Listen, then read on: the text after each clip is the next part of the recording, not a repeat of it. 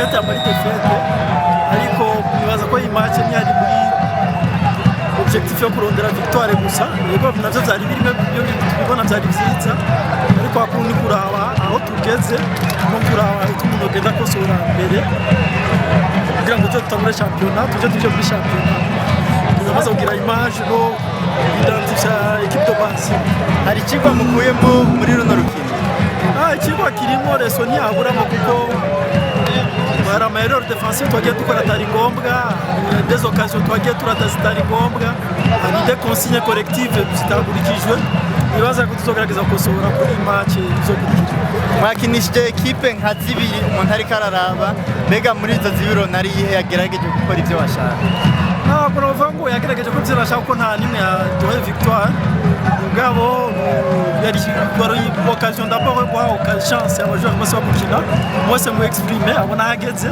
ejo ni watangura ukosora umwe wese mubwira kurika ziri individuelles surtout navuze dukosa two muri defense no muri championnat heze twarimo bega tugeze dukosorwa ko n'ubutonde umenga turacyari football ntago rishobora kwinjira atarere yabayemo kandi nta equipe iba parfaite nibaza ko amarere mwe nayo ama wamukorija kimwe novuga ko equipe iracyari shasha benshi ntibamenyeranye mu automatisme collaboration défensivement ugasanga n'ibipasa nibaza ko c'est encore très tôt kugira ngo umuntu akore evaluation yo ku marere mwe nayo bega kubusatirizi hari icyo umuntu yokwitega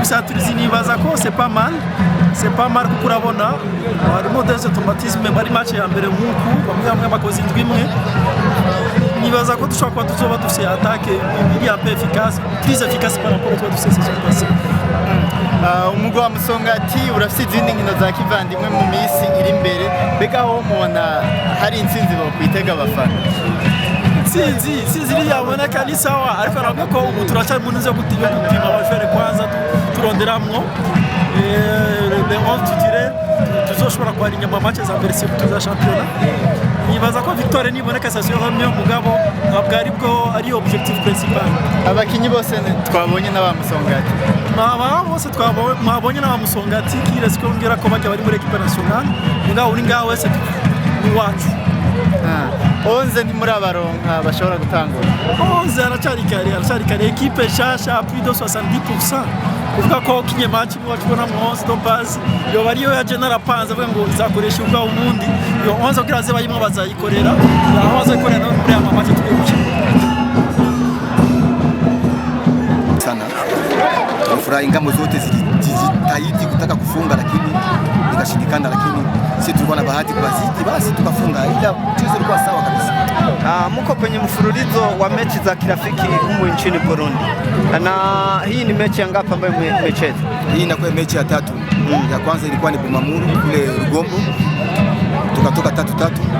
Ya pili ilikuwa ni Aigle Noir, tulichezea Ruyigi wakatufunga 1-0, na mechi ya 3 ni hii tunafunga 1-0 basi. Ukiangalia timu yako tangu wacheze na Bumamuru mpaka sasa hivi, unaona wanafanya kivipi? Kuna kauzoefu? Wanaanza kuzoea nje. Juu ya mara kwanza wanatoka. Naona mara kwanza biko nguvu sana. Sasa hivi kutokana na mechi inakuwa 3, wako wanazoea. Naona pako mabadiliko sana. Washazoea kama publiki hawako pamoja. Wanacheza bila publiki. Naona hawahangaike tena, wanacheza bila woga wote. Na hiyo ni alama kubwa sana. Timu ya Shospo iko kwenye daraja na ngapi umo nchini DRC? Ni daraja la kwanza lakini lokali. Tunacheza pale Bukavu tu, championnat ya Bukavu tu. Hatucheze kwenda Kinshasa, kwenda Lubumbashi kwenye mama Zembe ziko, hapana. Tuko daraja pale pale nyumbani. Ukiangalia mechi ya Aigle Noir na hii ya Musongati, tofauti ni gani? Tofauti, hii mechi ilikuwa nguvu sana kushinda ile Aigle Noir. Juu Aigle Noir tulidomine deuxième mi-temps, hata kama tufunga goli tulidomine deuxième mi-temps wa kucheza kitu. Tuseme kwamba wachezaji wana uchovu kwa sababu wamecheza mechi nzuri na Aigle Noir, lakini hii ya leo naona kwamba hapana, sio hivyo. Ni kama Musongati iko juu. Musongati wanacheza vizuri. Ndio maana mechi ya leo ilikuwa nguvu kushinda ile tucheza na Aigle Noir. Lakini mmekuja na kikosi cha wachezaji wangapi? 25.